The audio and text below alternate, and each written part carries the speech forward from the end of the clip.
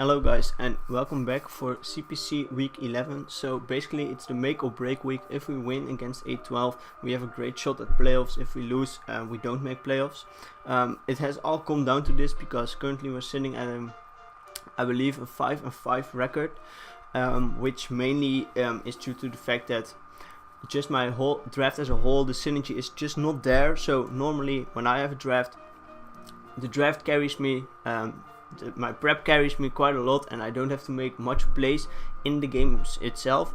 But with this team, the team is not really carrying me. It's not working out as I want to, and if I wanted to make it work a little bit better, I should make some plays. But overall I don't take the risks, and that really has hurt me in the past few games actually. It even lost me some games. I think around maybe 2 games are a bit hexy, and I think around 3 games I should have just played a bit better and I could have definitely won them.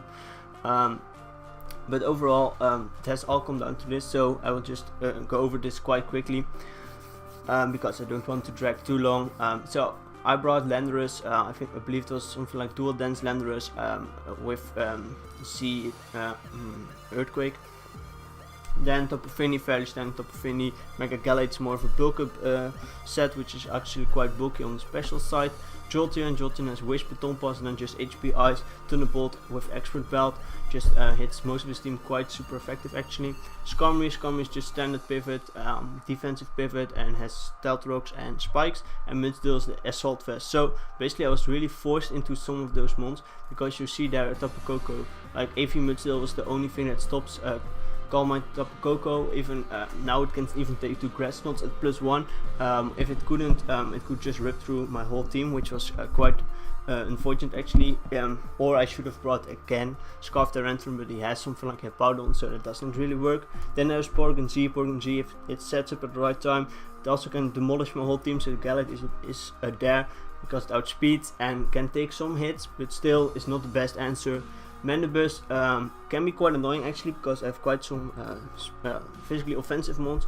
If Fini is around, it's not too big of a problem. Drudigon can be dealt with. It can be a little bit annoying, but I don't think it's the biggest problem. Archeops could be a bit annoying, but I believe with Mudsdale, Skarmory, Fini, Lando, I could handle it. And HippowDON actually is also quite annoying, because if you look at my team, Jolteon, depending on the set, could do some damage, but also could just HP might just bounce off. Skarmory can't touch it. Mudsdale does not do that much damage. Lando only after a Swords Dance, and then with a Z move it might OHKO it, but without Swords Dance does not touch it. Tapu Fini can deal with it, and Galate also can deal with it without setting up. So we will just hop into the match. He leads Archeops as I just lead Skarmory. Also I was quite sick at the beginning of the match if I make, so that might influence some of the plays, but I just he just U-turns out here and I just go I believe for just an Iron Head. Should have definitely just went for rocks, but as I mentioned, I was not feeling well. I was about to puke just during this match, and I was not feeling too well. It went a little bit better later on, but overall I should have just went for rocks, but I was thinking, oh, he might just see Continental Crush me to put me in range of another mon, so that my Iron Head me. I think something like that was going to my mind, but I definitely should have just got up my rocks, because he's just going to taunt. Could have played around a bit more aggressively by going hard into Jolteon, for example. Here I go out into Fini as he goes into Archeops. I believe he just U-turns here. I believe I could take any one hit, so I just fired off a Surf, because I saw not many Tapu Fini switch-ins. Actually his Koko is quite bulky and is able to take some Surfs and Moonblast quite well. So I just go out into Mudsdale, seeing what he will do. He just roosts up as he goes to HippowDON. As I go Earthquake, does not do much damage at all. And I go Skarmory because I'm trying, I want to set up my rocks, as he also does the same thing. He goes Porygon, I go into Galate because it's the only thing that can still take some hits from it. Here I just Mega Evolve, go for Drain Punch, because I want this Galate healthy to be able to switch into Porygon a bit more easily, so I don't do much damage, but I get a bit of health back, which is quite great for me. So here I go again in Fini, and just we are cycling around here a little bit. We are both taking a little bit of rocks damage, but for me, I don't have reliable recovery, but he has with his Koko and HippowDON. So basically it's just going back and forth, but for me it was like, how obvious is this HippowDON switching? Like I could switch into Fini like any time, so I was expecting him to one of those turns just with his Koko click that electric move, catching my Fini, and that's why I just still made the same plays every time, because I was just fearing that he would make some play like that, but he actually doesn't. So this is going back and forth a little bit. He gets it back up again. Here he goes Coco here. I expect here the roost again, so I just taunt him so he can't roost up anymore, and I believe here I go into Jolteon because I now know he can't roost.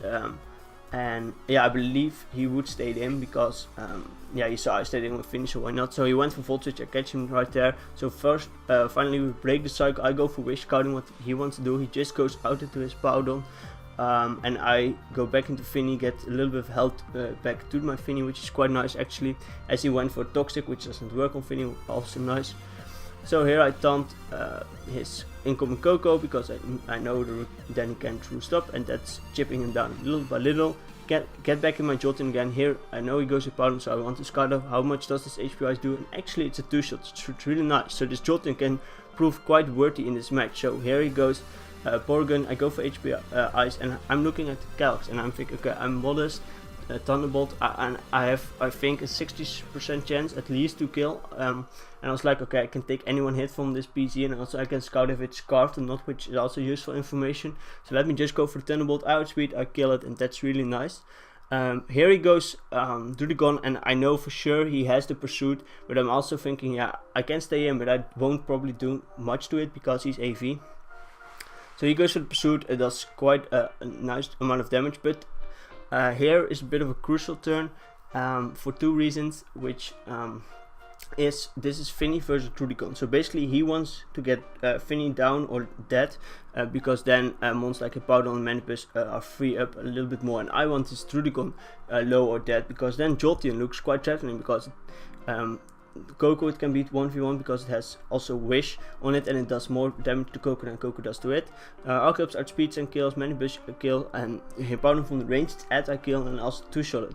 So basically if I can keep HippowDON low, if Rudicon is gone, I can win this match. That was my thinking, but that's not bad. But I could have just went out to Landorus here, played a different game, kept Finny around, and just played more of the long-term game, and just had my safe switchings to his mons that now will be quite hard to break actually without Finny.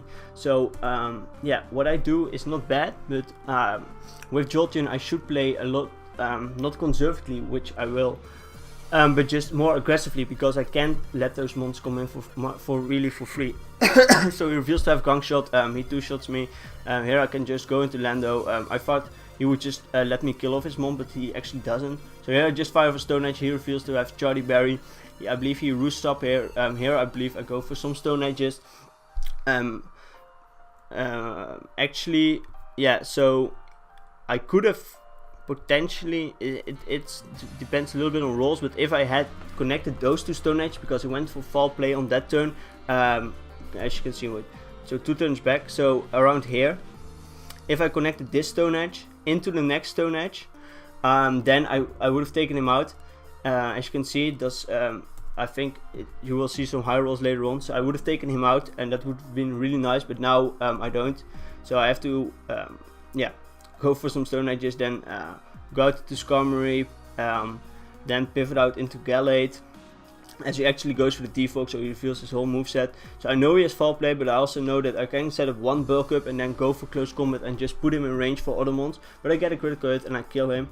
So actually this is kind of pivotal, but also if Landorus connected those two Stone Edges, one on the foul play and one on the next turn, this Manibus also would have been dead, and I would have had a more healthy Gallade. So I actually didn't know this at this point.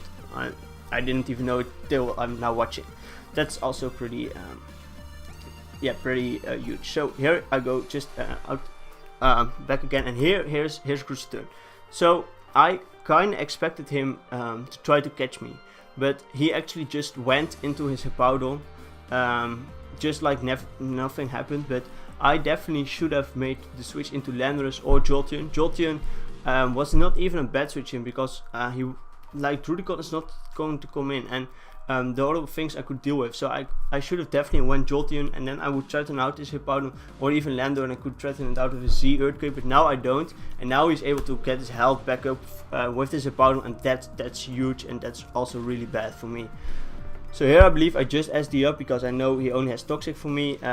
Here he sacks off his Drudigon, bit annoying, but yeah, it's all fair. So Lando is now low and pretty much fodder. And here, yeah, it's a little bit of a cycle because now I sack Lando to this Archeops, that's not a problem. I can now finally go into Jolteon, get my health back up, I fought. But he goes Archeops and I'm thinking, okay, this could definitely be a Scarf Archeops, I don't know. So that's why I switch out and go out into Mudsdale, as he actually later on will reveal that he was indeed Scarf, so it was good for me that I did not stay in. Here I went for Heavy Slam just in case he wanted to stay in and go keep Mudsdale low. But now the problem is this HippowDON is back up to full and I don't have a really great way to deal with it. I get some spikes up here with Skarmory actually, because that with hazards I might keep HippowDON a little bit low. That's the only thing that could potentially win me. So here he goes Archeops, he reveals to have Switcheroo, which also is really nice for him. I go for the Iron Head, I take out his Archeops, but now it will be really hard to break that HippowDON actually. So here he goes out into Coco, and I believe I just go out in Mudsdale, as he can just safely go back out into HippowDON. As you will see, he does not, he's at 762, that's not that bad. So here I go Gallade, just to get some nice chip damage off on him, but that's not enough to put him in range actually. For my Jolteon, so here, yeah, I can do pretty much, he can stall out my Mudsdale and he can stall out my Skarmory because I'm locked into one move due to the Scarf that he switched route on to me. If I didn't have that Scarf in the late game, then it was probably just some mind games, because I could go into Jolteon at any point, he could go into Coco on the Skarmory. If I go Jolteon on the Coco, then I'm in a solid position, and if he goes into Coco on my Skarmory, he's in a solid position. So it would have come down to a little bit of mind games, and between those two ones it's just a stalemate pretty much. So yeah, in the end I don't know really what would have happened if he did not switch through the Scarf, but he did, which actually was quite nice for him. So overall, as you will see, I will end up losing this match because I can't break this HippowDON anymore. So pretty much here I can struggle, and then yeah, you can see Jolteon does not kill. So pretty much we lose. Bit unfortunate actually, but I think it was really a hard matchup because I was forced to bring certain sets that I might not really want to bring, because otherwise I would just get swept. Overall, I could have played two ways. Like, I decided to sack Finny to get Drudigon low and try to win with Jolteon. If I did not do that, then I would have had a bit more easier time against Manabuzz and HippowDON. But I think still it was winnable if I just did not let that HippowDON heal up that one turn. If I just went into Jolteon or even Lando. But I should have definitely went Jolteon, keep that HippowDON low. If I could keep HippowDON low at almost any time, which is quite hard, I had to play quite aggressively to do that. But if I could do that, I could definitely win the game with Jolteon. Which, yeah, it's again a bit unfortunate. I just should have played a bit more aggressively. And this whole season as a whole, I don't know what will happen to week 12 actually. We might still play it, we might not, I don't know. But this season as a whole, it has a bit of a, I could say it was a learning experience, but more so it was like I saw some flaws with this draft, because all the individual mons I like, but just the synergy as a whole, certain sets I was always forced to bring, like Scarf Director more often than I wanted to. I'm sorry, AV Mudsdale a lot, because Electrotypes are just so annoying for this team. Finny was always standard Finny because there was no room for other Finnies. Skarmory also was like set up for a lot of times, but still it had to call most games. So I was not, it was just not the right synergy with the whole team. And because there was no synergy, I should have played a bit better with the team, like played a bit more aggressively, made some plays, and then I could definitely win a lot more games, I believe. But I did not do that because that's a bit out of my comfort zone. Normally with Draft League format, I'm not the best battler, I say that every time, but I'm quite confident normally in some of my prep. And if my prep is lackluster because just the draft as a whole forces me to bring certain things and kind of influence my prep, then the team will not work out, and that is really what is showing this season. So pretty much the season is over. I also had one side league There was the GOT tournament. I might still upload them because I really loved playing in that tournament actually. Because yeah, there were some great matches. I had an 8-month draft and I really loved that draft and really loved those months. So I might still show it, but that's will be in a few weeks when I might have some time. I don't know how that will turn out. And other than that, for now I'm in no leagues, which I actually kinda enjoy, because I need this break from league format, because it's just wearing me down. Like you have to do a match every week, and it's just it's not the right thing for me right now with everything going on.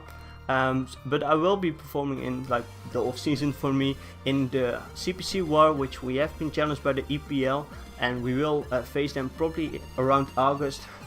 And also the MPL minors are going to war with Hive, and I'm also joining the MPL minor side because some of the minor coaches could not make the war. So I joined for the MPL minor, so I'm in 2 wars, and I actually really like them because they are like spread out over maybe 1 or 2 weeks, and you just play like 3 games against one opponent. You just have an 8-month draft. You have to only prep for 1 other 8-month draft, and that's it. And that's really short, that's really fun, and I really like such draft league format tournaments or just wars. I think those are when they are short, I can pretty much invest some time into it, and then after 1 or 2 weeks it's over, and I don't have to invest time every week for like 12 consecutive weeks. And that's really for me, it's now the best, and I don't know if I will join any leagues anymore.